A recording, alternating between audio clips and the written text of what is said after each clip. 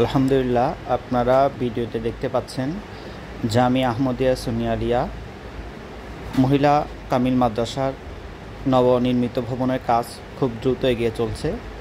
জামিয়া আহমদিয়া সুন্নিয়া মাদ্রাসা এটা হুজুর কেবলা আলমের এক নিয়ামত বাংলার জমিনের জন্য।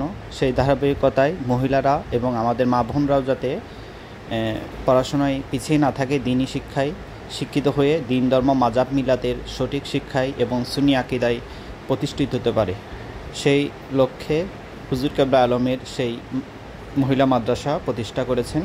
সেই মহিলা মাদ্রাসায় এখন নতুন ভবনের কাজ চলছে এবং খুব শীঘ্রই এই ভবনের কাজ শেষ হবে। এই কাজে আপনারাও সাহায্য সহযোগিতা করতে পারেন। আমাদের মা বোনদেরকে আমরা যদি আমাদের সুন্নি আকিদায় গড়ে তুলতে পারি, তাহলে আমাদের সুন্নিয়ত প্রচার প্রসারে খুব সহজ হবে। সকলকে অসংখ্য ধন্যবাদ।